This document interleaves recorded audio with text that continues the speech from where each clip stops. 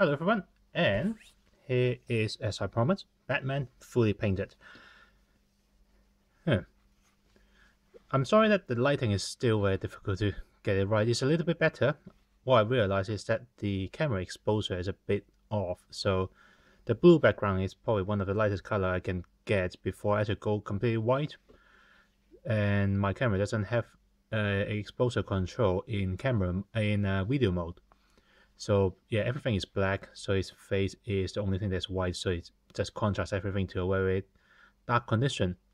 So when my hand is around and when there is a little bit of the light box around, it actually done a little bit better. But yeah, it's still going to do it. But yeah, I finished painting it and you probably can't see anything. Yeah, might as well get it away first.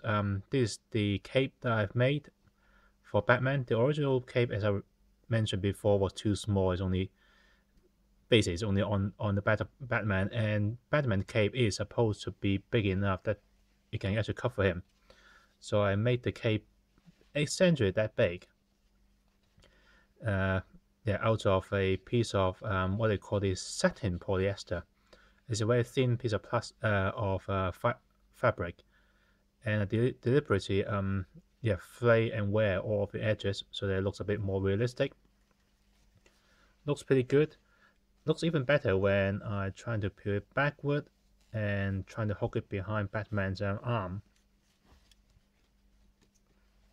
If only there's a way to actually make it permanently like that without using a fan. But yeah, he looks really nice when the cape is actually peeled backward like that. Okay, so anyway, I guess the only thing to do is to take the cape off. It's just to show you. In order to use the new cape, I have to super glue it onto all the edges. Otherwise, the cape will, well, there's no way for it to mount. It will just droop down. So yeah. Anyway, there goes the cape. And let's have a look at Batman in a little bit more detail. Let's get the camera a bit closer.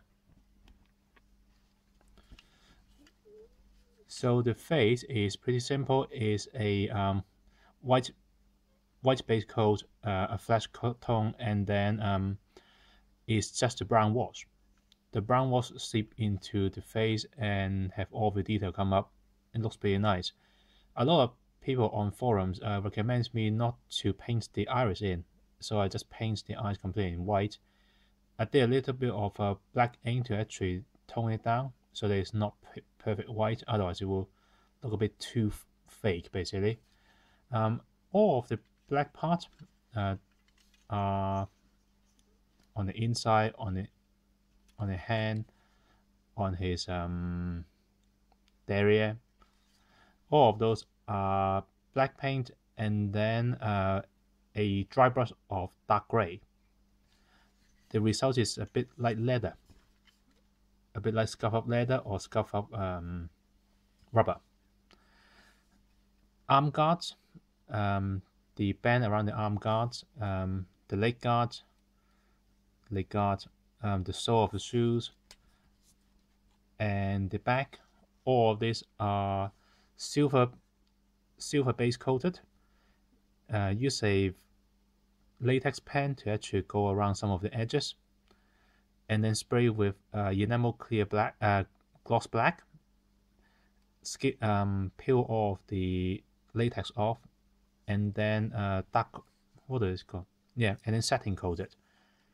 The result is a much darker black than the rest of the shoes. If you can see it, you probably can't just see it, and all of the silver edges become that the latex cover become pink chippings. It looks pretty realistic, and I'm pretty happy with it. And yeah, setting it back down, become a semi-gloss, looks pretty nice. You can still see that it used to be gloss, so that it set it apart from the rest of the body, which is much more matte. The belt is standard gold, so it's just black base coat, 3 layers of gold on top of different tone to actually create the effect, and then a brown wash to actually give all the detail back.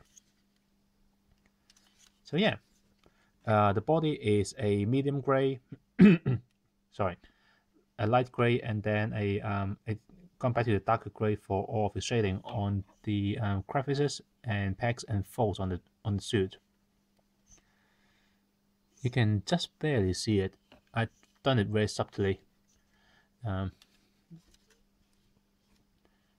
it's there. If I take a few photo with a proper exposure, you can probably see it. But yeah, right now you can't really see much of it. And finally, weapons. The grappling hook. Similar effect as of the metallic arm guards on Batman. Same technique applies with some of the silver chipping to make it quite realistic. A little bit more chipping effect on the hook because I would imagine that the hook being used so many times is probably going to have the most wear. This second gun looks exactly the same as the other one. The spray can style gun, which again, chipping, focusing the chipping on parts that looks more obvious to be parts that will get chipped, get knocked around, and get worn. So yeah, a bit on the paint canister. And the Batarang. The Batarang, most of the chipping is done onto the edges, as you can see. Yeah, and that is basically it. So this is Batman, the level 3 Sprukit. I definitely recommend this guy, especially if you are a builder of Gundam model and other mechanical stuff and want to break. I noticed that a trend that people get burned out very easily after building too many Gundam model kits or more mechanical things.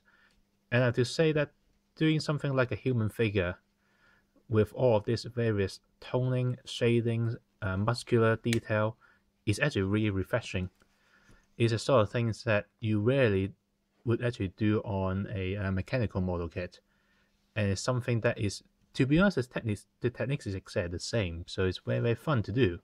You have all the techniques, you just apply it in a different way, in a sometimes even more dramatic effect. So yeah, this is basically it. Join me next time for another review.